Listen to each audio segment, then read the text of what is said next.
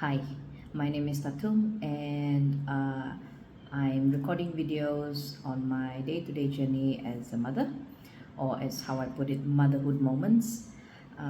So in today's video, I really hope that I can record a very short one, and I think I'll start with the day. So it's 2:30 in the afternoon now.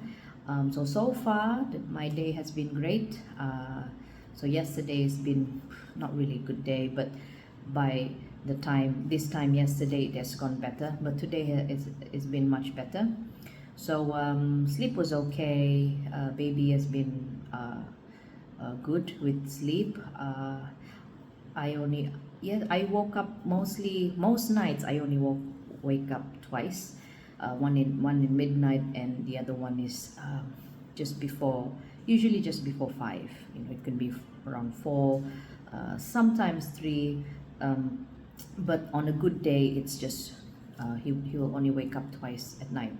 Okay, so and with Jamie, he's been uh, it's been a little bit frustrating in the morning as usual, because he still hasn't understand that when baby's asleep, you don't wake him up. Just because you're awake, you don't go and wake baby up.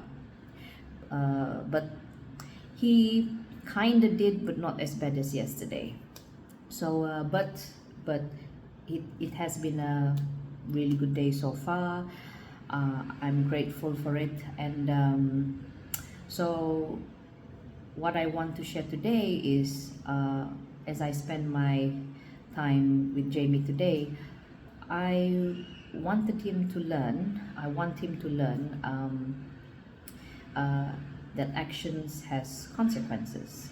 Now, I'm not I'm not trying to impose anything harsh. It's just that he'll be 4 next year in January. So, and he's old enough to know between right and wrong. So this is right, this is wrong. And if you make the, you know, if you do something wrong, you're not gonna get a reward. So for example, today when he woke John up, um, it was, I can tell it was deliberate, because he does it every morning. So I said to him, well, because you woke him up before John's ready to wake up, you'll have to stay here in the room, because if he goes out, he's gonna make more a lot of noise. And Sam is at the time still in the office, still sorting out some work.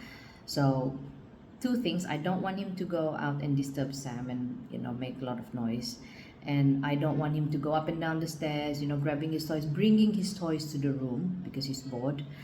So I said, I kept him in the room. I said, well, because baby's awake, um, I'll have to get him back to sleep maybe when he's ready to sleep, because John usually is a bit cranky when he wakes up too early. And you're gonna have to wait with mommy until he falls asleep. He patiently waits, and he keeps asking, is he asleep yet? Is John asleep yet? And I said, no, he's not asleep yet.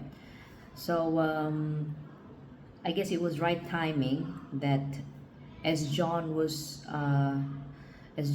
falling asleep, so I breastfeed him and he falls asleep. Sam finishes his work. But here's the thing: whenever he sees Sam, he thinks that's his ticket to escape, ticket to get out of things. When I say, well, you need to stay here until Daddy finishes work. And then as soon as Sam comes out, he wants to just run out of the room. But I have to explain that, look, I have to explain to Sam that, look, this is what we're on, because he woke John up and now he's going to sleep. So he has to wait for John to sleep and all this. And because he wants to go out with Sam to the gym or downstairs. So Sam goes to the gym, and Jamie will play with either his scooter or his bicycle outside, just outside the gym.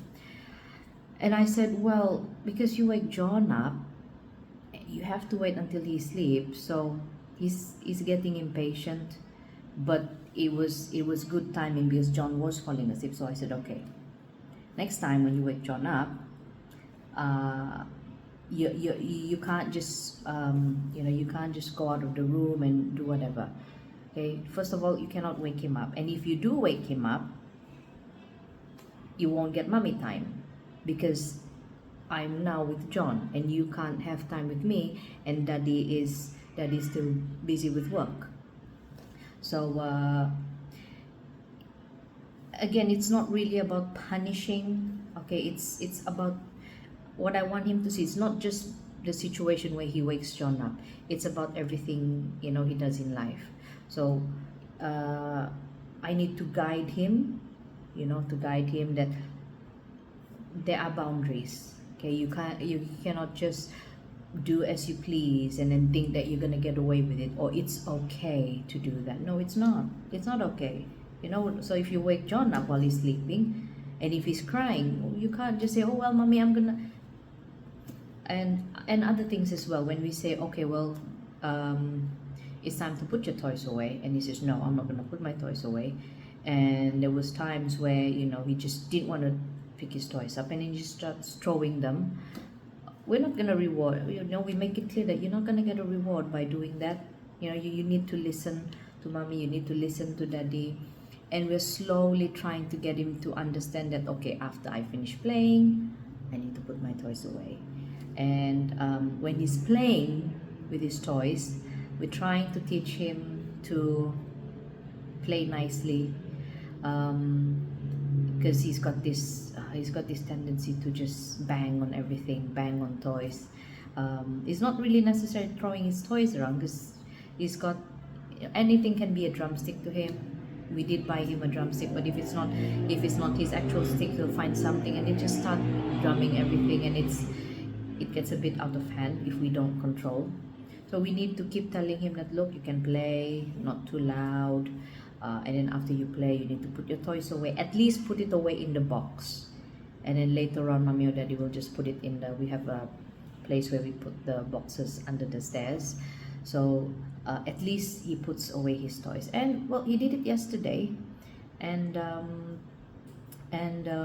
yes, I'm happy with that. So I'm hoping to keep that up. So and also it's about helping him making the right choices. I don't really, well, I know he's gonna turn 4 soon, in a couple of months, in January. So it's guiding him in making, is that the right or the wrong choice.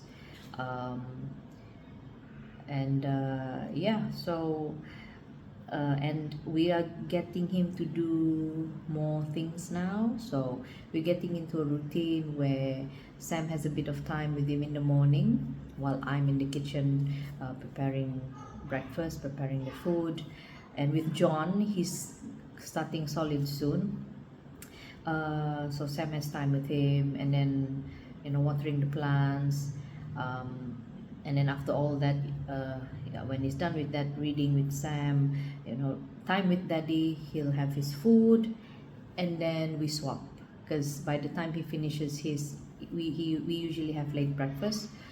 It's John's nap time. So when John is about to nap or taking his nap, we would listen to audiobooks. And now here's the thing, so with audiobooks, he likes to listen to the same one over and over. So I think my role here is to, okay, let's listen to maybe 4. It's really short, the audiobook's really short. So he wants to listen to it over and over. I let him choose, look, and he can memorize the title just by listening. And it's like, oh mommy, I want this one, which I know I said I will share the audiobooks, the title of the audiobooks. I'll have a specific video for that. But yeah, so overall it's been good, it's been great. And today is Tuesday, so he's got his tutor today. So yeah, we do plan to homeschool him, but we also have a tutor come. Well, the plan is to have a tutor come once a week. So he's having his lesson now with the tutor, an age appropriate activity.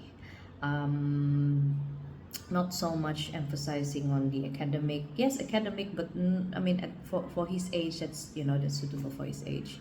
So yeah, that's all for today so far.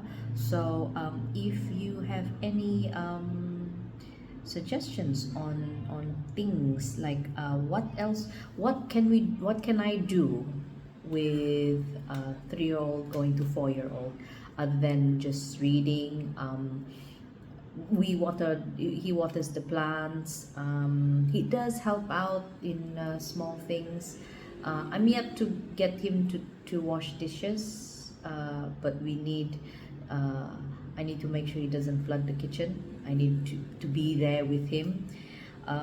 He did wash his bowl this morning, so I'm hoping to give him, make the responsibility bigger and make him feel that, oh, you need to do this, it's your responsibility, and so that he can be an example to John when John's a bit older.